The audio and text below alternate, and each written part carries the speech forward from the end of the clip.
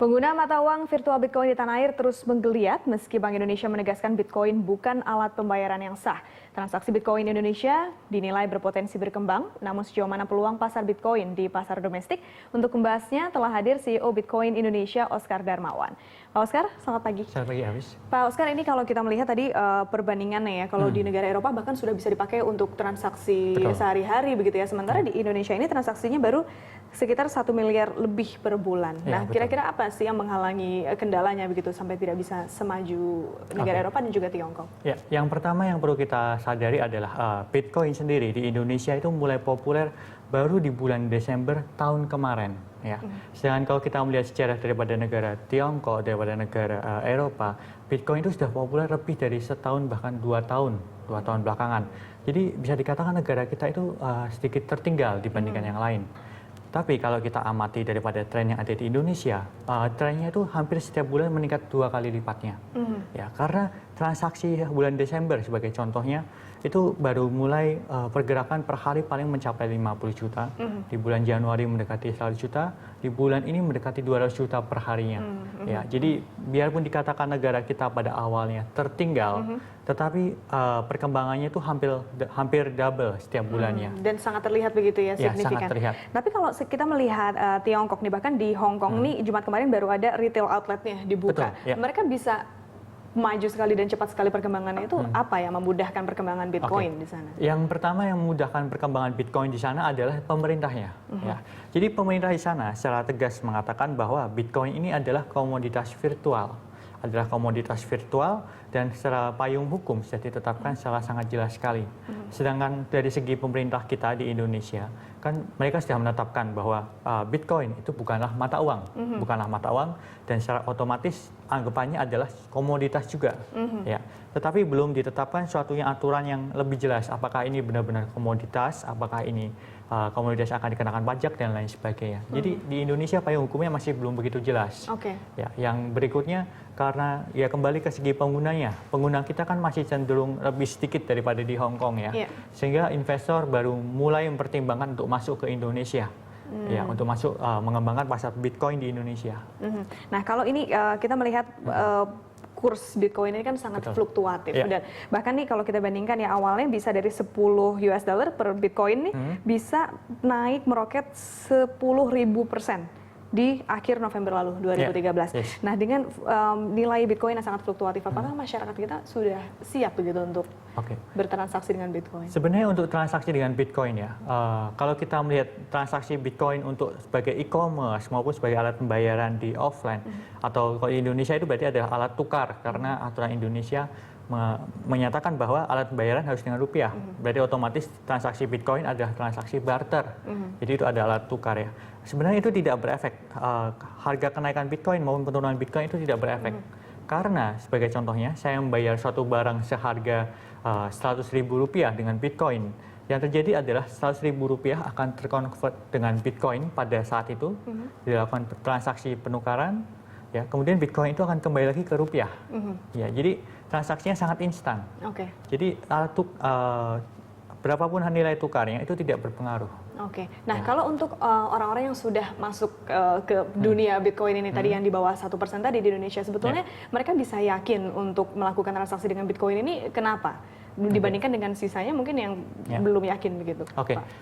Yang perlu kita koreksi, transaksi kita itu bukan di bawah 1% ya. Transaksi kita sebenarnya kalau kita banding 1% itu adalah pengukuran kita terhadap skala penggunaan Bitcoin di seluruh dunia. Di seluruh dunia. Ya. Kenapa masyarakat Indonesia yang mulai menggunakan Bitcoin itu bisa percaya dengan Bitcoin? Ya, pertama karena secara base teknologi Bitcoin itu berbeda dengan sistem misalnya PayPal atau Moneybooker atau OKP. Karena Bitcoin dia menggunakan sistem yang terdesentralisasi, artinya tidak ada lembaga yang benar-benar mengeluarkan sistem Bitcoin, tidak ada lembaga yang benar-benar menguasai Bitcoin. Bisa dikatakan Bitcoin itu sistem yang paling demokrasi, karena setiap penggunanya itu adalah orang yang menjalankan operator daripada Bitcoin sendiri. Nah ini tadi saya sempat baca artikel bahwa sebetulnya Bitcoin ini kalau dibandingkan dengan kartu kredit di emerging market itu bisa sangat bagus dan bisa bersaing dengan kartu kredit sebab di emerging market mungkin tidak semua orang punya bank account dan kartu kredit, tapi semua orang punya handphone gitu. Jadi bisa bisa akses ke internet begitu. Pak Oscar, ini tanggapan Anda gimana? Oke, tanggapan saya mengenai hal itu ya, hal itu bisa dikatakan benar bahwa kalau kita bandingkan ya secara skenario, apabila kita membayar menggunakan online payment maupun offline payment menggunakan kartu kredit ya, biasanya kan dari segi penjual maupun segi pembeli dikenakan biaya 2 sampai 3,5%. Ya. Tapi kalau kita umpamakan transaksi itu terjadi dalam Bitcoin, ya, maka biaya transaksi yang ditanggung itu hanya Rp1.000 flat. Ya, misalnya terjadi transaksi 10 juta, biaya transaksi hanya Rp1.000. Transaksi 100 juta, biaya transaksi cuma Rp1.000. Ya, jadi kembali kepada pasar kita, di mana pasar kita ada emerging market, ya. Perbedaan Rp1.000 dan 3% transaksi itu perbedaan profit yang cukup besar. Betul. Ya, jadi sebenarnya pasar Bitcoin itu akan sangat membantu sekali untuk perkembangan suatu bisnis. Ya, belum lagi di Eropa maupun di US ya. Kita tahu di US baru kemarin ATM Bitcoin berdiri di US secara resmi. Ya, itu kan membuka suatu peluang pasar, supaya pasar Indonesia ini bisa menembus pasar global karena memudahkan proses pembayaran dari US, dari Eropa masuk ke Indonesia. Tapi di Indonesia ini nggak ada dukungan dari BI, sepertinya belum ada dukungan dari BI. Apakah ini bisa berkembang di Indonesia? Oke, bisa kita katakan sebenarnya kalau kita mengacu pada pernyataan konferensi pers Bank Indonesia ya, Bank Indonesia itu tidak melarang, ya. Kita perlu garis bawahi bahwa Bitcoin, Bank tidak Indonesia tidak ilegal, tidak melarang, ya, tidak melarang sama sekali dan tidak mendukung. Oke. Ya. Statusnya ada status quo. Ya, status quo di mana kita merasa Bank Indonesia sudah bersifat netral. Ya. Kita harus lihat sikap bank lain seperti di Singapura maupun di Malaysia yang tetangga kita sendiri. Sebenarnya status bank sentralnya juga sama dengan Bank Indonesia. Ya.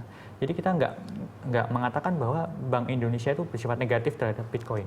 Tapi hanya dikatakan ini bukan alat pembayaran yang sah, Ya, tapi betul. tidak ilegal begitu. Cuma di sini katanya ada beberapa undang-undang kan yang dilanggar nih, seperti undang-undang mata uang, kemudian undang-undang informasi dan transaksi elektronik. Oke, sebenarnya itu bukan melanggar ya.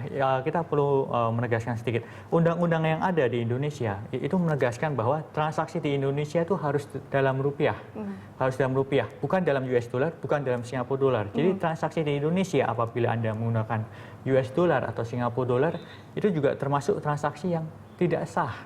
Ya, jadi itu sekedar Bank Indonesia mengingatkan saja menurut saya. Mengenai alat pembayaran, seperti dikatakan, apabila kita mengatakan bahwa Bitcoin itu adalah bukan mata uang, otomatis Bitcoin itu adalah suatu barang digital, maka status transaksinya bukan lagi alat pembayaran. Jadi undang-undang itu juga nggak dilanggar. Transaksi Bitcoin adalah alat tukar, sebagaimana emas. Ya, kita tahu emas itu bukan alat pembayaran yang sah di Indonesia. Tapi misalnya saja saya membeli komputer dari Awis, misalnya aja komputer seharga 5 juta rupiah. Pada saat saya melakukan transaksi menukar emas saya dengan komputer Awis, itu kan bukan alat pembayaran. Itu sistem tukar. Ya, Bitcoin pun demikian. Baik. Pak Oscar, kita akan lanjutkan setelah jeda. Pemirsa, tetaplah di Market Corner, kami akan segera lanjutkan dialog sesaat lagi. Ya, masih di Market Corner, pemirsa, kami akan melanjutkan dialog seputar prospek Bitcoin di Indonesia. Pak Oscar, nih kalau kita ngomong prospek di Indonesia, nanti mungkin ada ke depannya ekspansi apa dari Bitcoin Indonesia? Misalkan ATM, apakah juga akan membangun ATM di sini? Sebenarnya kalau kita boleh berkata, mulai dari hari Sabtu minggu lalu, kita sudah melakukan satu ekspansi di dalam bitcoin.co.id. Ekspansi yang kita lakukan dalam tahap pertama ini, kita membentuk suatu marketplace. Marketplace yang bisa diakses di vip.bitcoin.co.id. Ya, di dalam marketplace ini, harga selisih jual dan beli itu kita buat sama dengan nol. Kita buat sama dengan nol dan kekuatannya kita kembalikan kepada pasar.